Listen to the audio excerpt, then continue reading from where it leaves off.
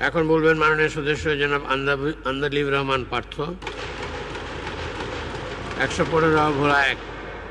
আপনার সময় 12 মিনিট। বিসমিল্লাহির রহমানির রহিম। মাননীয় স্পিকার, আপনাকে ধন্যবাদ। প্রথমেই আমি সমবেদনা জানাই বিএনপির মহাসচিব প্রয়াত নেতা খন্দকার দেলোয়ার হোসেন আজকে মারা গিয়েছেন, ওনার উপর, ওনার পরিবারের উপরে। আমি ধন্যবাদ জানাই সরকারকে যে জাপান আমাদের সবচেয়ে বড় দাতা গোষ্ঠীর মধ্যে অন্যতম, তার এই বিপদে তার পাশে দাঁড়িয়েছে, এই জন্য আন্তরিকভাবে আমি ধন্যবাদ জানাই। মাননীয় স্পিকার, কোনো দেশের অর্থনীতি অনেকখানি ডিপেন্ড করে তার মিডল ক্লাস ফ্যামিলির উপরে, কত স্ট্রং তার middle class economy, middle class family দাঁড়ায়। স্লোলি বাট শিওরলি আমরা সেদিকে যাচ্ছিলাম, কিন্তু কোথা থেকে ঠিক 96-এর মতো এক দরবেশ এসে হাজির হলো। মাননীয় স্পিকার, এটাকে আইসোলেটেডলি করে দেখলে হবে না। আজ থেকে 3-4 বছর আগে যারা সেলফ ডিক্লেয়ার্ড ব্যাংক্রাপ্ট ছিল, আত্মস্বীকৃত দেউলিয়া, যারা নিউজ পেপারে বলেছিল 700 কোটি টাকা 800 কোটি টাকা লস, যাদের 1000 কোটি টাকা বরং, সেই দরবেশরা এই 2 বছরে ব্যাংকের টাকা শোধ করে আরো 10,000 কোটি টাকার মালিক হয়ে গিয়েছে এই দরবেশ এবং তার সাথে তাদের বিভিন্ন মুরিদ। আমি স্পষ্ট করে বলতে চাই, চোর কোনো দলের না। একজন মাননীয় সংসদ সদস্য বললেন আমাদের দলের বা 4 দলীয় ঐক্যজোটের একজনের নাম, যদি সেও থাকে সবার বিচার হওয়া উচিত। এখন সময় এসেছে মাননীয় স্পিকার, একটা কথা নিবিড়ভাবে দেখতে হবে, এটা কোনো আইসোলেটেড হ্যাপেনিং না। সরকারের তরফ থেকে লাগামহীন বক্তব্য এসেছে মাননীয় স্পিকার। আপনি স্মরণ করে দেখেন, আমি অবাক হয়ে গেলাম, মাননীয় সংসদ সদস্য বলল স্পেকুলেটিভ মানি নাকি ফটকা, তাহলে ফ্রড মানে কি? স্পেকুলেটিভ মানি যদি ফটকা হয়ে থাকে তাহলে what is the meaning of fraud? একবার মাননীয় অর্থমন্ত্রী বললেন এখানে হতেই পারে, মাননীয় অর্থমন্ত্রী বললেন এগুলি হতেই পারে। ডক্টর মশিউর রহমান বললেন this is none of our concern, share market আমাদের কোনো চিন্তার ব্যাপার না। সরকারের তরফ থেকে তা বলা হলো এতে বিরোধী দল দায়ী। মাননীয় স্পিকার, এই কথাগুলি শেয়ার মার্কেটকে অ্যাগ্রাভেট করেছে। তারা ট্রান্সফর্মার লাগিয়েছে, রেগুলেটর লাগিয়েছে, এটা লাগিয়েছে, ওটিয়ে লাগিয়েছে, কোনো লাভ নাই। তারা ডেকে এনে মানুষকে ইনভেস্ট করেছে। 30 থেকে 40 হাজার কোটি টাকা বিদেশে চলে গেছে। মাননীয় স্পিকার, গত 2 বছরে 12 লক্ষ বিও অ্যাকাউন্ট হয়েছে। এর আগে আরো 20 লক্ষ ছিল, এর মধ্যে 8 লক্ষ শুধু আমাদের মা বোনেরা। মাননীয় স্পিকার, আমার যদি বিও অ্যাকাউন্ট থাকে, if I have a BO account, naturally my mother, my sister, my friend সবাই আমার উপর ডিপেন্ডেন্ট থাকে। এক বিও অ্যাকাউন্ট দিয়ে 5 জন, 6 জন, 10 জন কাজ করে। আপনি জানেন বাংলাদেশে কোনো ব্যবসা বাণিজ্য এখন নেই, সারা পৃথিবীতে মন্দা। এই মুহূর্তে সবাই 2 লাখ টাকা 5 লাখ টাকা ইনভেস্ট করে 5,000 টাকা কামাই করার জন্য চেষ্টা করেছে। এটা কি কোনো অপরাধ? I can very well understand, বিজনেসে লস হবে, লাভ হবে, কিন্তু ডাক দিয়ে তো আপনি ধোকা দিতে পারেন না। বারবার ডেকে এনে শেয়ার মার্কেটে ইনভেস্ট করিয়ে তাদেরকে রাস্তায় ফেলে দেওয়া হচ্ছে। 30 লক্ষ লোক যদি স্বাধীনতা যুদ্ধে মারা যায় মাননীয় স্পিকার, তাহলে 30 লক্ষ লোক এই আওয়ামী লীগ আমলে ফকির হয়েছে মাননীয় স্পিকার। মাননীয় speaker, one thing I just don't understand, আজ থেকে 1 বছর আগে এইখানে দাঁড়িয়ে বললাম এয়ারটেলের কথা। এই এয়ারটেল 2000 কোটি টাকার শেয়ার কেলেঙ্কারি করে বাংলাদেশকে 95 কোটি টাকা স্ট্যাম্প ডিউটি দেয়নি। সারা বাংলাদেশ যখন বিদ্যুতের জন্য পাগল, এক আরবিতে 2,80,000 অ্যাপ্লিকেশন আছে বিদ্যুতের, 5 লক্ষ শুধু আছে বিভিন্ন কলকারখানা প্রতিষ্ঠান, বড় ছোট দালানের। 210টা টাওয়ারে নির্বিচ্ছিন্ন বিদ্যুৎ সংযোগ দেওয়া হচ্ছে এই এয়ারটেলকে। কেন মাননীয় স্পিকার, আমরা জানতে চাই। আমি জানি আমার এই কথায় এয়ারটেলের করাপশন বন্ধ হবে না, ইনভেস্টিগেশন হবে না, তবে the time has come, I want to urge the people of Bangladesh যে আপনারা এয়ারটেলকে প্রত্যাখ্যান করেন। যেই কোম্পানি ইস্ট ইন্ডিয়া কোম্পানির মতো এত কোটি কোটি টাকা ট্যাক্স ফাঁকি দিয়ে, স্ট্যাম্প ডিউটি ফাঁকি দিয়ে এই দেশে ব্যবসা বাণিজ্য করছে, তাদের ইন্টেনশন ভালো না। আমি সবাইকে অনুরোধ করব বাংলাদেশের যে আপনারা এয়ারটেলকে বয়কট করেন, পাবলিকলি বয়কট করেন। মাননীয় স্পিকার, সন্ত্রাস, সন্ত্রাস আর power plant.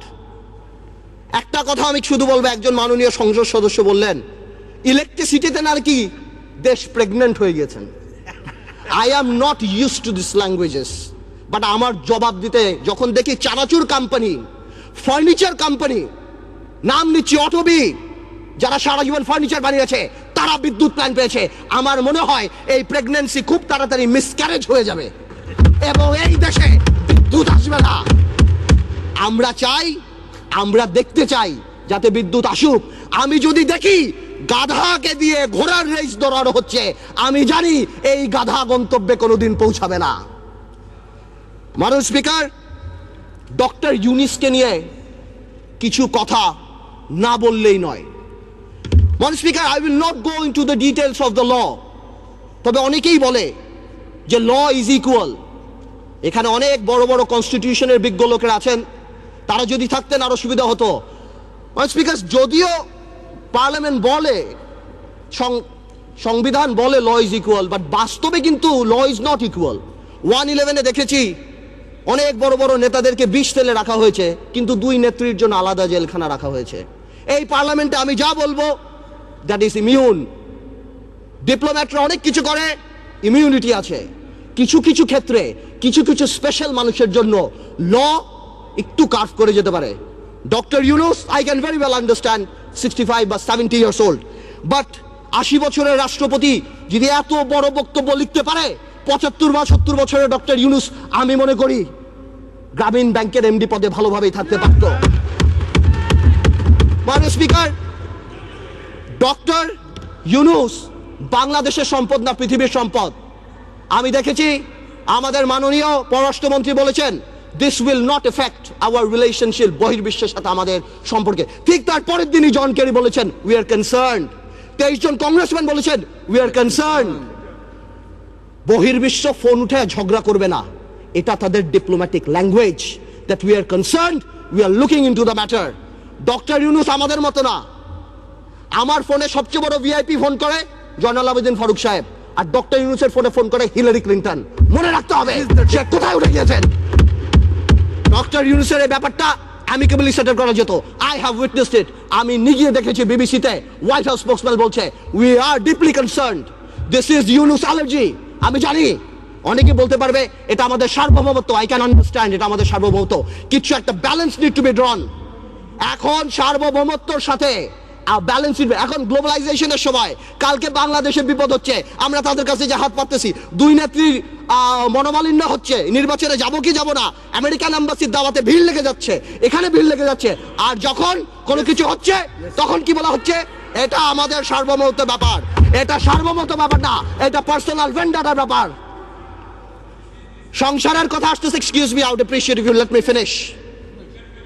Yes, please, uninterruptedly. Thank you. Understand it? Yes, you should know it. আমি আরেকটা কথা বলতে চাই, সন্ত্রাসের কথা আপনি বলেন, একটা চেইন অফ কমান্ড থাকতে হবে। যেই দেশের স্বরাষ্ট্র প্রতিমন্ত্রী শাহরুখ খানের কনসার্টে যে মাটিতে বসে, সেই দেশে কি হতে পারে, মান ইজ্জত কোথায় যায় আমাদের? A মন্ত্রী is not a person, a মন্ত্রী holds the flag. সেই মন্ত্রী আমাদের, সেইখানে স্বরাষ্ট্রমন্ত্রী যেই কাজ করে, এই দেশে এগুলি হতেই পারে। মাননীয় স্পিকার, অনেক কথা বলে অনেক কিছু শেষ করা যাবে না, তবে আমি এতটুকু বলতে চাই ডেমোক্রেসির সাথে গুড গভর্নেন্স থাকতে হবে, মোরালিটি থাকতে হবে। আপনি কল্পনা করতে পারেন মাননীয় স্পিকার, একজন অ্যাটর্নি জেনারেল ওই পদে বহাল থাকে, কিভাবে সে বসে বলে কে নোবেল প্রাইজ পাওয়া উচিত, কে নোবেল প্রাইজ পাওয়া উচিত না।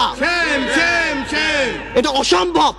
আমার দুঃখ হয়, আমার ভয় হয় যে মাননীয় অ্যাটর্নি জেনারেল যদি চাটুকারিতা করে আগামীতে ভবিষ্যৎ ল মিনিস্টার হওয়ার জন্য আমার বলার কিছু নাই, কিন্তু যদি তার বুদ্ধি এই হয়ে থাকে যে সন্তু লারমার প্রধানমন্ত্রী, হ্যাঁ কে পাক না পাক that is not our concern, কিন্তু ফোরামটাকে ডক্টর ইউনূসের পাওয়া উচিত ছিল না, এই বুদ্ধি যদি অ্যাটর্নি জেনারেলের হয়ে থাকে, তাহলে আমি শঙ্কিত যে বাংলাদেশের জুডিশিয়ারি কোন দিকে যাচ্ছে। মাননীয় স্পিকার, আমাদের সবার কিছু কিছু ব্যাপারে একটা ন্যাশনাল কনসেনসাস হওয়া উচিত। নতুন প্রজন্মের রাজনীতিবিদ হিসাবে আমি এতটুকু ক্লিয়ার করে বলতে চাই, শেয়ার মার্কেট আওয়ামী লীগ বা বিএনপির প্রবলেম না। আমরা চাই এটা খোলাসা হোক। কেন এতদিনের রিপোর্ট আসছে না আমরা জানতে চাই। যারা সেলফ ডিক্লেয়ার্ড ব্যাংকরাপ্ট ছিল তারা কিভাবে 30-40 হাজার কোটি টাকা আছে।